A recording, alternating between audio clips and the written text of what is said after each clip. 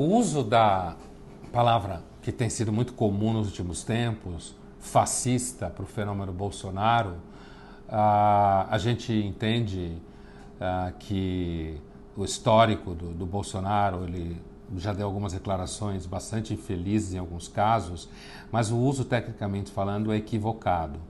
É claro que no debate político e na militância não importa muito, digamos assim, a verdade técnica dos termos históricos e políticos. O que importa, na verdade, é você agredir e convencer aquele que é o seu alvo, né? Então, você pode chamar um fulano de comunista, você pode chamar o outro de fascista, e isso daí simplesmente tem um sentido meio aproximado e não exato. Tecnicamente falando, o fenômeno chamado fascista, associado antes de tudo ao Mussolini como líder político, era o próprio Mussolini entendia fascismo e definia fascismo como tudo dentro do Estado, nada fora do Estado, nada contra o Estado. E aí, digamos, o governo Bolsonaro aí já tem um problema em relação a essa definição, porque o governo Bolsonaro está trabalhando com uma pauta liberal em economia. E veja, a minha preocupação aqui não é defender o Bolsonaro, hein? Na verdade, eu não tenho nenhuma preocupação aqui dessa ordem. A minha preocupação aqui é simplesmente pontuar um conteúdo técnico da expressão e fazer com que a gente entenda o seguinte: uma das características dos eleitores do Bolsonaro e do fenômeno Bolsonaro no Brasil, e que não é diferente de outros casos semelhantes no mundo nos últimos tempos, é que, ao contrário de querer destruir a democracia, como algumas pessoas falam, esses eleitores entendem que o que eles estão querendo é que a democracia foque neles, como se fala por aí. Foque neles.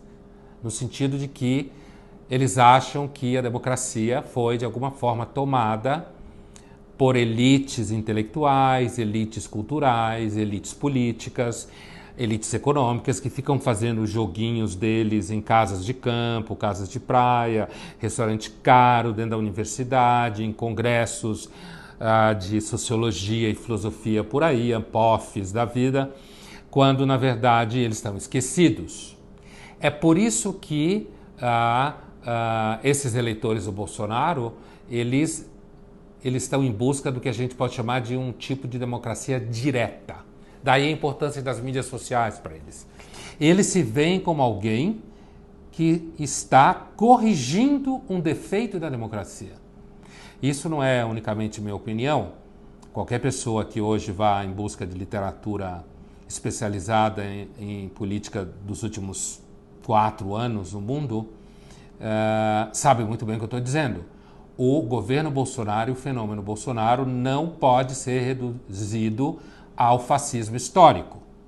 Isso significa que, quando você chama o Bolsonaro de fascista, você, na verdade, está confundindo os termos, confundindo a análise e atrapalhando até aqueles que, por acaso, queiram criticar o governo Bolsonaro. Entendeu? Quer dizer, porque os eleitores do Bolsonaro, pelo contrário, eles querem uma democracia que esteja na mão deles, no celular deles. Eles querem uma democracia que eles conversem com seus representantes e que os seus representantes conversem com eles.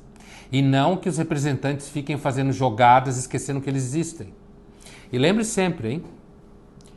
O eleitor típico do Bolsonaro é aquele que acha que o Estado o esqueceu, que a sociedade o esqueceu, que a sociedade serve simplesmente às pessoas que são chiques e elegantes, e por isso eles se identificam com um sujeito que faz churrasco na varanda, vai ao banco durante a semana, tirar dinheiro do caixa eletrônico, e que fala diretamente numa linguagem que todo mundo entende. Então nunca mais chame o Bolsonaro de fascista. Você pode até chamar se estiver com raiva, mas quando você estiver fazendo isso, você está cometendo um equívoco histórico, filosófico e político e está esquecendo o fundamental. O eleitor do Bolsonaro acha que ele está salvando a democracia de você.